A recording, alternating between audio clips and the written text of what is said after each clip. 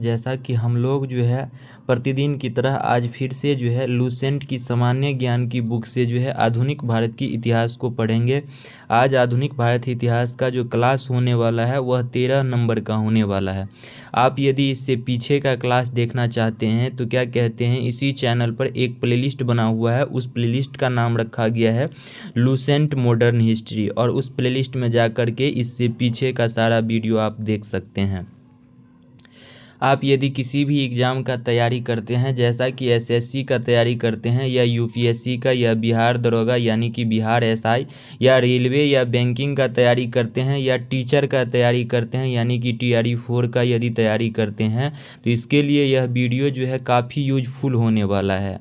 तो चलिए शुरुआत करते हैं। देखिए हम लोग जो है यहाँ से इससे पीछे पढ़ चुके थे, हम लोगों को यहाँ से पढ़ना था, यानी कि हम लोग जो पढ़ रहे थे आधुनिक भारत की इतिहास में स्वतंत्रता संघर्ष, स्वतंत्रता जो है स्वतंत्रता संघर्ष के महत्वपूर्ण पॉइंट पढ़ रहे थे, महत्वपूर्ण तथ्य पढ़ रहे थे। तो देखिए यहाँ हमें क्या पढ़ना है, 1861 ईस्वी में आगरा में श्री शिव दयाल खत्री ने राधा स्वामी सत्संग की स्थापना की। राधा स्वामी सत्संग की स्थापना किसने की, तो शिव दयाल खत्री ने किया। कहाँ किया था, आगरा में किया था। अब देखिए इसे याद करने के लिए आपको एक बार पढ़ने से याद नहीं हो पाएगा, क्योंकि लूसेंट में जो है सारा फैक्ट पॉइंट दिया हुआ है, कहानी की तरह तो दिया नहीं गया है ताकि याद हो जाए। तो इस फैक्ट पॉइंट को क्या करना होगा कि बार बार पढ़ना पड़ेगा, 2-4 बार पढ़ना पड़ेगा, रिवीजन करना पड़ेगा, उसके बाद जो है यह फैक्ट पॉइंट याद रहेगा। ठीक है। अब देखिए इनके समर्थक ने दयालबाग में एक मंदिर का निर्माण किया। किनके समर्थक, तो राधा स्वामी सत्संग के समर्थक जो थे उन्होंने दयालबाग में एक मंदिर का निर्माण किया। फलस्वरूप दयालबाग इस सत्संग का तीर्थ स्थल बन गया। किस सत्संग का तीर्थ स्थल बन गया, तो राधा स्वामी सत्संग का। देखिए नेक्स्ट पॉइंट क्या है कि शिव नारायण अग्निहोत्री ने 2 फरवरी 1887 ईस्वी को लाहौर में देव समाज की स्थापना की थी। देव समाज की स्थापना किसने की थी, तो शिव नारायण अग्निहोत्री ने की थी। नेक्स्ट पॉइंट है कि पंजाब के मिर्ज़ा गुलाम अहमद ने, पंजाब के किसने, मिर्ज़ा गुलाम अहमद ने अहमदिया आंदोलन की शुरुआत किया था। अहमदिया आंदोलन की शुरुआत किसने किया था, तो मिर्ज़ा गुलाम अहमद ने किया था। उन्होंने अपने आपको पैगंबर बताया, जिसका उद्देश्य भारत में शुद्ध इस्लाम की स्थापना था। ठीक है। नेक्स्ट पॉइंट क्या है कि मुसलमानों को अंग्रेजी शिक्षा और आधुनिकीकरण की ओर ले जाने का श्रेय सर सैयद अहमद खां को है और उनका अलीगढ़ आंदोलन इसका केंद्र बिंदु रहा। तो याद रखिएगा कि मुसलमान को अंग्रेजी शिक्षा और आधुनिकीकरण की ओर ले जाने का श्रेय किसका था, तो सर सैयद अहमद का था। नेक्स्ट पॉइंट क्या है कि सर सैयद अहमद खां ने 1877 ईस्वी में अलीगढ़ में एंग्लो ओरिएंटल कॉलेज की स्थापना किया। एंग्लो ओरिएंटल कॉलेज की स्थापना किसने किया, तो सर सैयद अहमद खां ने किया। कब किया, 1877 में किया। कहाँ किया, तो अलीगढ़ में किया, जो बाद में अलीगढ़ मुस्लिम विश्वविद्यालय कहलाया। यानी अभी जो अलीगढ़ मुस्लिम विश्वविद्यालय है, अलीगढ़ यूनिवर्सिटी है, वह पहले जो था वो एंग्लो ओरिएंटल कॉलेज की नाम से जाना जाता था। एंग्लो ओरिएंटल कॉलेज के रूप में इसका स्थापना किया गया था और इसी को बाद में अलीगढ़ मुस्लिम यूनिवर्सिटी कहलाने लगा। यही अब इस कॉलेज के प्रथम प्रिंसिपल कौन थे, तो थियोडर बैक थे। कौन थे, थियोडोर बैक थे। तो याद रखिएगा यह पॉइंट एग्जाम दृष्टिकोण से काफ़ी महत्वपूर्ण पॉइंट है। अब देखिए 49 में क्या दिया गया है, भारतीय राष्ट्रीय आंदोलन से संबंधित महत्वपूर्ण आंदोलन एवं घटना। भारतीय राष्ट्रीय आंदोलन से संबंधित महत्वपूर्ण क्या है, आंदोलन एवं घटना दिया गया है। देखिए पहला इसमें भारतीय राष्ट्रीय कांग्रेस की स्थापना का बात करा जा रहा है। भारतीय राष्ट्रीय कांग्रेस की स्थापना कब हुई, 1885 ईस्वी में हुई। किसने किया, A.O. ह्यूम ने किया। कहाँ किया, तो बम्बई में किया। तीनों पॉइंट याद रखना है। नेक्स्ट पॉइंट, बंग भंग आंदोलन की शुरुआत किसने किया। बंग भंग को स्वदेशी आंदोलन के नाम से भी जाना जाता है। 1905 ईस्वी में बंगाल के विभाजन के विरुद्ध में बंग भंग आंदोलन की शुरुआत हुई थी। बंग भंग आंदोलन की शुरुआत कब हुई, 1905 ईस्वी में हुई। क्यों हुई थी, तो जब बंगाल को विभाजन कर दिया गया तो उसके विरोध में भारतीय लोग जो भी थे उन्होंने बंग भंग आंदोलन चलाया। नेक्स्ट पॉइंट, मुस्लिम लीग की स्थापना कब हुई, तो 1906 ईस्वी में हुआ। किसने किया था, आगा खां एवं सलीम उल्लाह खां ने मिलकर किया। कहाँ किया? तो ढाका में किया। ठीक है, अब देखिए कांग्रेस का विभाजन पहली बार 1907 ईस्वी में नरम एवं गरम दल में विभाजित हुआ और यह विभाजित कहाँ हुआ? सूरत में हुआ। और 1907 ईस्वी में जब नरम दल और गरम दल का विभाजन हुआ तो इस समय 1907 में अध्यक्ष कौन थे? रास बिहारी बोस थे कांग्रेस के अध्यक्ष। ठीक है, तो याद रखना है। नेक्स्ट पॉइंट, होम रूल आंदोलन। होम रूल आंदोलन 1916 ईस्वी में बाल गंगाधर तिलक एवं एनी बेसेंट ने, पहले बाल गंगाधर तिलक ने किया और बाल गंगाधर तिलक के बाद 2 महीने के बाद जो है एनी बेसेंट ने की, यानी शायद अप्रैल 1916 में जो है बाल गंगाधर तिलक ने और क्या कहते हैं सितंबर में जो है एनी बेसेंट ने की। Next point, Lucknow pact. Lucknow pact दिसंबर 1916 ईस्वी में कांग्रेस तथा मुस्लिम लीग के बीच समझौता हुआ था।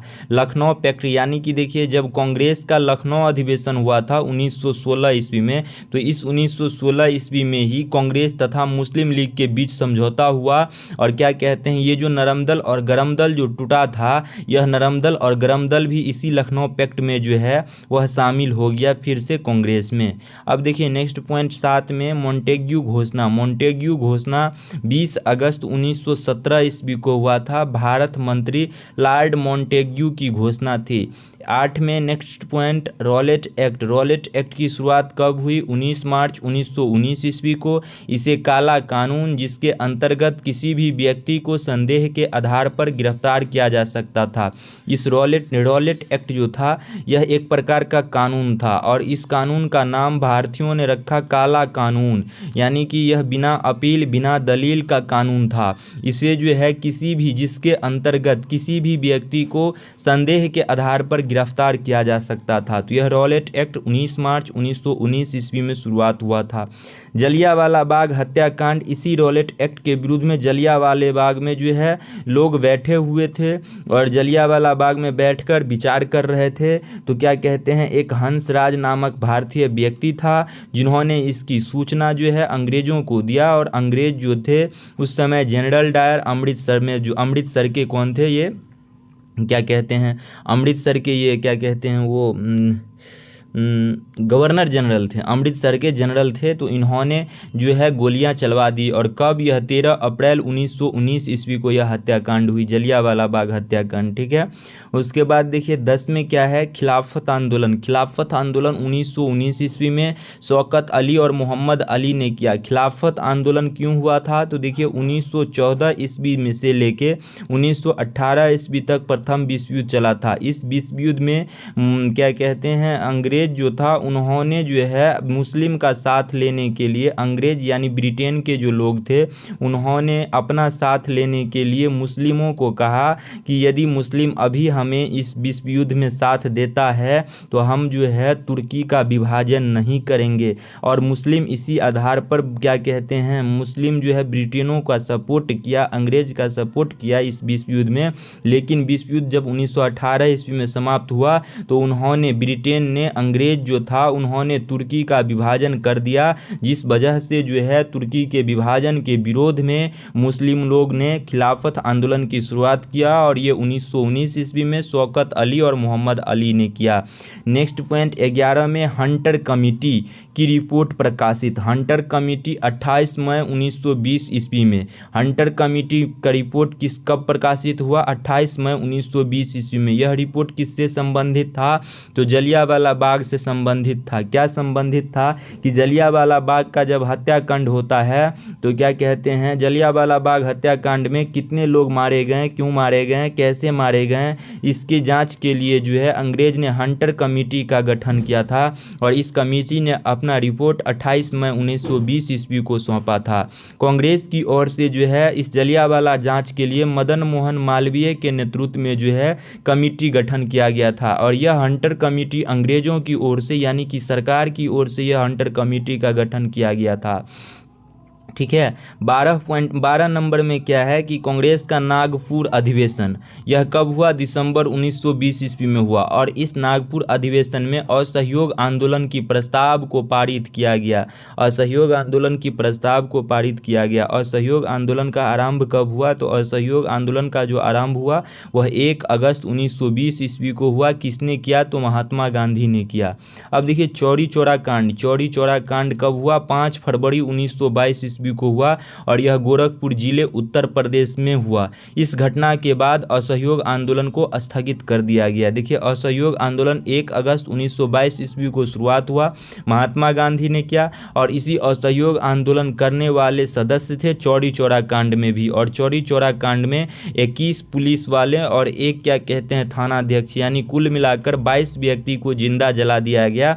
जिस वजह से गांधी जी जो है क्या कहते हैं अवरोध में आकर गांधी जी जो है असहयोग आंदोलन को स्थगित कर दिए। असहयोग आंदोलन को जो है गांधी जी समाप्त कर दिए। तो याद रखिएगा असहयोग आंदोलन समाप्त कब हुआ? 1922 ईस्वी में हुआ। क्यों हुआ? इस चौरी चौरा कांड से लेकर हुआ। चौरी चौरा कांड 5 फरवरी 1922 ईस्वी को हुआ था। अब देखिए नेक्स्ट पॉइंट है स्वराज पार्टी की स्थापना। स्वराज पार्टी की स्थापना 1 जनवरी 1923 ईस्वी को मोतीलाल नेहरू एवं चित्तरंजन दास ने किया। देखिए स्वराज पार्टी की स्थापना की घोषणा 1922 ईस्वी में गया में कांग्रेस का अधिवेशन हो रहा था। गया में, गया बिहार जिला, बिहार में एक जिला है गया। इसी गया में क्या हो रहा था? अधिवेशन हो रहा था, कांग्रेस का अधिवेशन हो रहा था। और इस अधिवेशन की अध्यक्षता कौन कर रहे थे? चित्तरंजन दास कर रहे थे। इन्होंने, चित्तरंजन दास ने स्वराज पार्टी की गठन की घोषणा 1922 ईस्वी में यहीं कर चुका था, कांग्रेस अधिवेशन में ही। और 1 जनवरी 1923 ईस्वी को इन्होंने स्वराज पार्टी की स्थापना कर दिया। और मोतीलाल नेहरू और चित्तरंजन दास दोनों मिलकर करा। उसके बाद देखिए हिंदुस्तान रिपब्लिक एसोसिएशन की स्थापना, हिंदुस्तान 16 नंबर में है। हिंदुस्तान रिपब्लिक एसोसिएशन की स्थापना अक्टूबर 1924 ईस्वी में सचिंदर सन्याल ने किया। ठीक है, तो यह एक क्वेश्चन है। और एक क्वेश्चन यहाँ से पूछे जाते हैं कि हिंदुस्तान सोशलिस्ट अगर बीच में हो जाए, यहीं हिंदुस्तान सोशलिस्ट रिपब्लिक एसोसिएशन, तो आप याद रखिएगा कि हिंदुस्तान सोशलिस्ट रिपब्लिक एसोसिएशन की स्थापना भगत सिंह ने किया। किसने किया? भगत सिंह ने किया। कब किया? 1926 ईस्वी में किया। अगर ओनली पूछ दे आपसे हिंदुस्तान रिपब्लिक एसोसिएशन, तो इसका स्थापना अक्टूबर 1924 में सचिंदर सन्याल ने किया। ठीक है, तो याद रखना है 2 क्वेश्चंस यहाँ से। 17 नंबर क्वेश्चंस क्या है? 17 नंबर क्या है? साइमन कमीशन की नियुक्ति। साइमन कमीशन की नियुक्ति कब हुई? 8 नवंबर 1927 ईस्वी की हुई। किसकी अध्यक्षता में? जॉन साइमन की अध्यक्षता में। 7 सदस्य जो थे आयोग का गठन किया था। इस साइमन कमीशन में कितने सदस्य थे? 7 सदस्य थे। सातों का सातों सदस्य कौन थे? अंग्रेज थे। सातों का सातों सदस्य अंग्रेज थे। इस साइमन कमीशन को जो है क्यों नियुक्त किया गया था?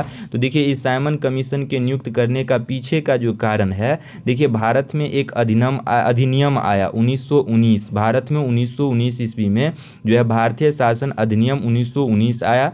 इस अधिनियम में कहा गया था कि इस अधिनियम को जब से लागू किया जा रहा है तब से अगले 10 वर्ष के बाद जो है इस अधिनियम को फिर से चेक करने जो है एक आयोग को गठन करके भेजा जाएगा कि यह अधिनियम जो है कहाँ तक भारत में जो है लागू होने के लिए सक्षम है, कहाँ तक यह अधिनियम जो है भारत में सही से काम कर रहा है। यानी प्रशासन को चेक करने आना था इन्हें, साइमन कमीशन को। तो आना था 10 वर्ष के बाद, यानी कब आना था? 1929 ईस्वी में आना था। लेकिन यह कब आ रहे थे? 1927 ईस्वी में ही इसका गठन हो गया और 1928 ईस्वी में जो है यह भारत पहुँच गया, जिस वजह से इसका विरोध हुआ, काफ़ी विरोध हुआ। इसी विरोध में लाला लाजपत राय को जो है लाठी से चोट लगी, पुलिस की लाठी से चोट लगी और उस चोट की वजह से लाला लाजपत राय की मृत्यु भी हो गया। ठीक है, तो याद रखिएगा। 18 नंबर में है साइमन कमीशन का भारत आगमन कब हुआ? देखिए जैसा कि यहाँ दिया गया है 3 फरवरी 1928 ईस्वी में।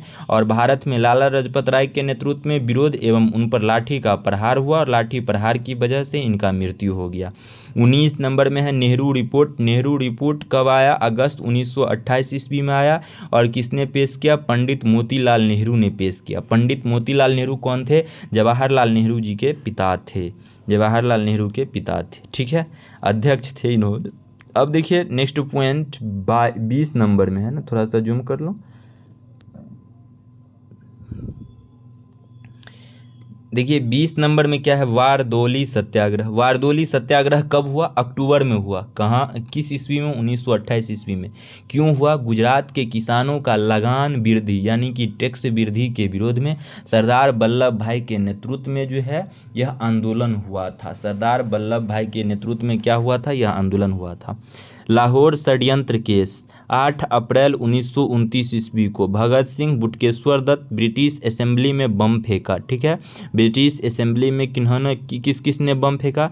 भगत सिंह, बुटकेश्वर दत्त और भगत सिंह और बुटकेश्वर दत्त ने बम फेंका, जिस वजह से लाहौर षड्यंत्र केस करा गया इन दोनों पे। ठीक है, और इन्हीं केसों की वजह से जो है इन भगत सिंह बुटकेश्वर दत्त को जो है भगत सिंह और राजगुरु को, बुटकेश्वर दत्त को नहीं, भगत सिंह और राजगुरु को 23 मार्च 1929 ईस्वी को फांसी की सज़ा दे दी गई, 1931 ईस्वी को। और इस केस की सज़ा कब सुनाया गया था? 14 फरवरी 1931 ईस्वी को जो है यह सज़ा सुना गया था कि 23 मार्च 1931 को फांसी दे दिया जाएगा।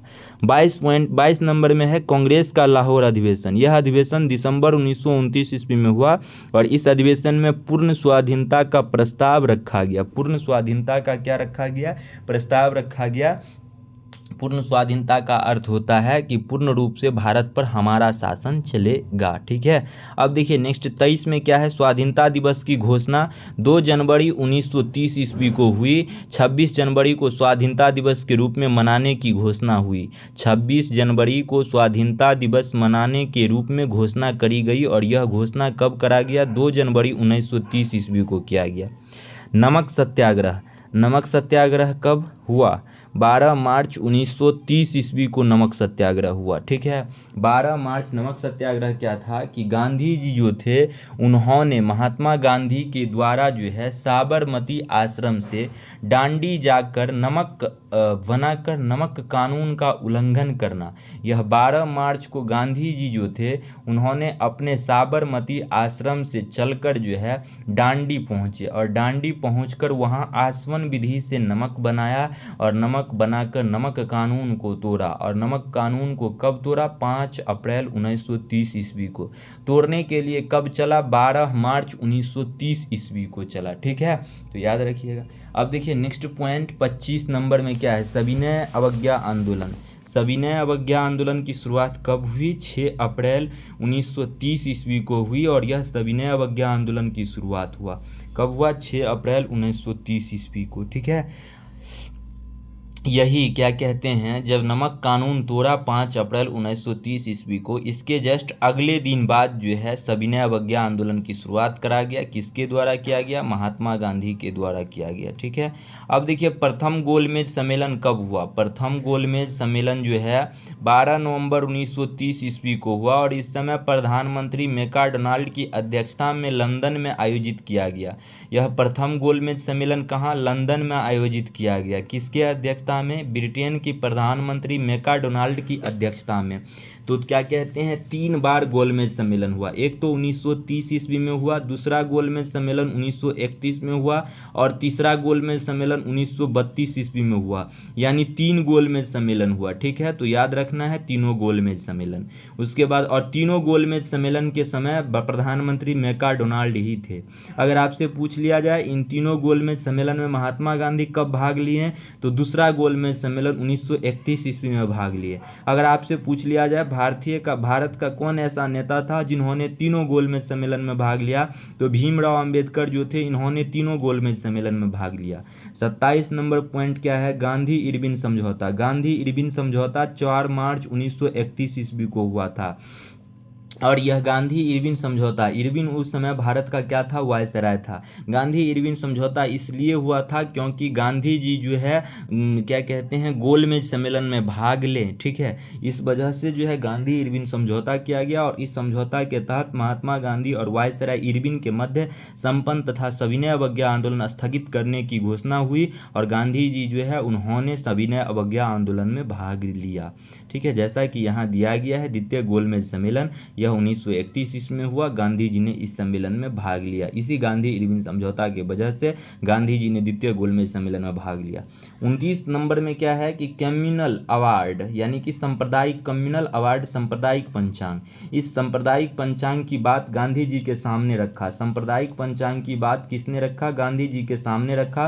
कब रखा गया? 1931 ईस्वी में द्वितीय गोलमेज सम्मेलन में रखा गया, जिस वजह से गांधी जी इस सांप्रदायिक पंचांग की बात सुनकर जो है गोलमेज सम्मेलन से उठकर भारत चले आए। भारत आने के बाद फिर से इन्होंने जो है सविनय अवज्ञा आंदोलन को जारी किया। क्या करा? फिर से इन्होंने सविनय अवज्ञा आंदोलन को जारी किया। ठीक है, जब सविनय अवज्ञा आंदोलन को फिर से जारी किया तो सविनय अवज्ञा आंदोलन जारी करने के दौरान अंग्रेज ने गांधी जी को उठाकर जेल में डाल दिया। ठीक है, अब देखिए तीसरा गोलमेज सम्मेलन हुआ और तीसरा गोलमेज सम्मेलन 1932 ईस्वी में हुआ। इस गोलमेज सम्मेलन में मैकडोनाल्ड तो प्रधानमंत्री थे ब्रिटेन का, उसके द्वारा पृथक प्रतिनिधित्व प्रदान करना, यानी सांप्रदायिक पंचांग की घोषणा इन्होंने कर ही दिया। और सांप्रदायिक पंचांग की घोषणा कब किया? 1932 ईस्वी में किया, यानी कि तीसरा गोलमेज सम्मेलन में किया। ठीक है, दूसरा गोलमेज सम्मेलन में सांप्रदायिक पंचांग की बात जैसे ही किया, गांधी जी उठकर चले आए, वैसे ही क्या कहते हैं, यह गोलमेज सम्मेलन क्या हो गया? असफल हो गया। और जैसे असफल हो गया तो इसके लिए फिर से तीसरा गोलमेज सम्मेलन किया गया और तीसरा गोलमेज सम्मेलन में सांप्रदायिक पंचांग की घोषणा कर दिया।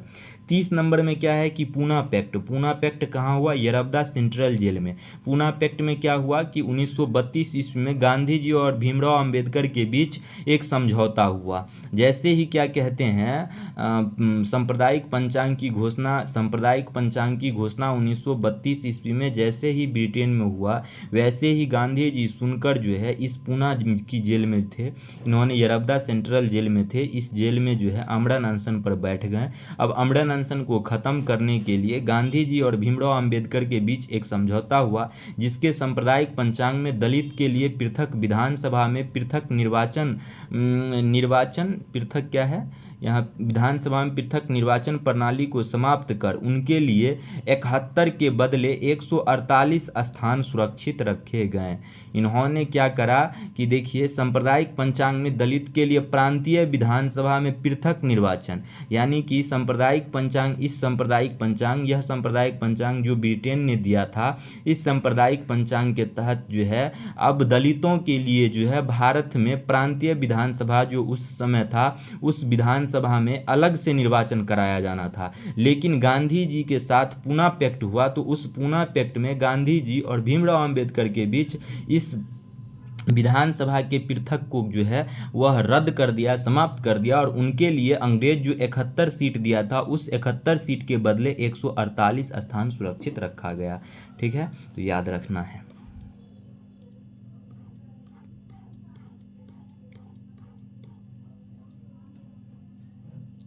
आज के लिए रहने देते हैं यहीं तक, हम लोग फिर से पढ़ेंगे नेक्स्ट वीडियो में यहाँ से आगे।